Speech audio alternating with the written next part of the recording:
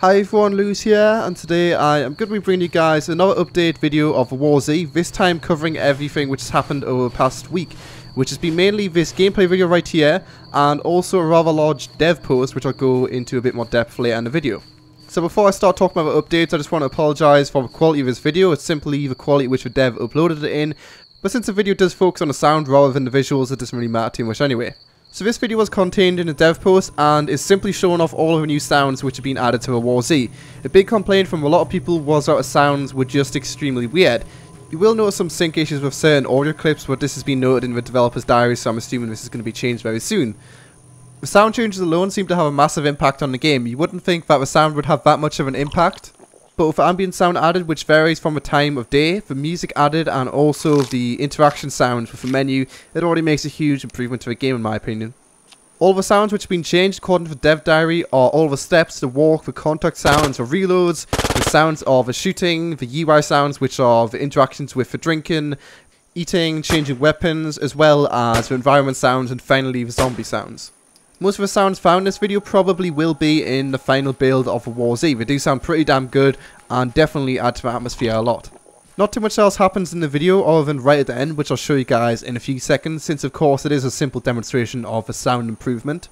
If you do want to check out the full video, there'll be a link to it in the description so then you can hear the sounds more clearly. So zooming a bit ahead, we do see one of the things which have been noted about the game a long time ago, but we've never actually seen it in actual gameplay, which is the random events found around the map. In this case, it's a randomly crashed helicopter.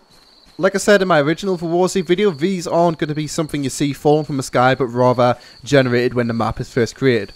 I'm sure most DayZ players are familiar with this kind of thing, and although it may seem like a complete rip-off, which it kind of is, if a game is good, it's good. And also, as well as having crashed helicopters randomly spawning around the map, there is plans to have other things such as abandoned military camps spawning around the map, so it's not as if this is going to be the only real endgame solution for getting loot. It's not exactly the most original idea anyway. So speaking of endgame gear, the player does find an M4 as well as a standard clip inside the helicopter. I'm going to assume the M4 is going to be one of the endgame rifles which you're going to use, since most of the modification is going to take quite a while, so you just get the parts for the weapon and really tweak it to your personal needs. The flares do of course now make sound, which they didn't in the previous gameplay clip, and as well as that they also do have real-time shadows on the player, which look pretty cool. Okay, so now onto the dev post. I don't normally do these, but since it does contain some important information about when the beta is coming out, I thought I'd show you guys it anyway. I'm just going to highlight the main important parts of the post, but of course if you do read it through yourself, you probably are going to find some more interesting stuff. So the first thing to look at is how exactly they are going to be handling all of the beta and alpha invites. According to the post, the first wave of the War Z alpha invites is going to be only for the most devoted fans, which I'd assume just means the people who are active on the forums.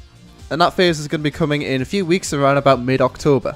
And I'm pretty sure 99% of people who are watching this aren't active on the forums, myself included, so that's great. That's really good. And around a few weeks after that phase is going to be public access for whoever wants to play it. Looking at some of the Facebook polls as well as older posts on the forums, it did look as if the devs did originally want it to be so that only people who pre-ordered the game would have access to the early alpha, but I guess they've changed that for some reason. The next thing of note in the post is a list of all the sounds which have been updated and added. I did talk about these a bit earlier, but if you do want to go ahead and read through them all in a bit more depth, feel free to do so. The paragraph below that is a list of all the things which have been added in the newest update. Considering the last update was only a week ago, that's quite a lot of stuff to update in just the space of 1 week. I'm not going to read through it all, but the updates as a whole do look pretty interesting and unique.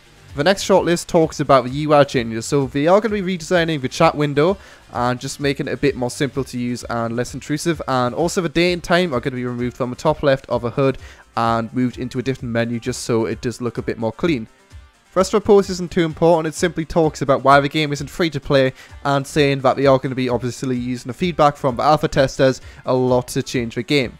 There is one last important part right at the end paragraph, which states that we've passed a very important milestone for the number of closed beta user registrations. I'm assuming this is 1 million, since you can see from his forum post, which was posted 3 days before the dev diary, that it did reach 750k unique beta signups. So I'd guess in the period of 3 days, since there has been a lot of press on the game recently, that they have actually reached the 1 million milestone.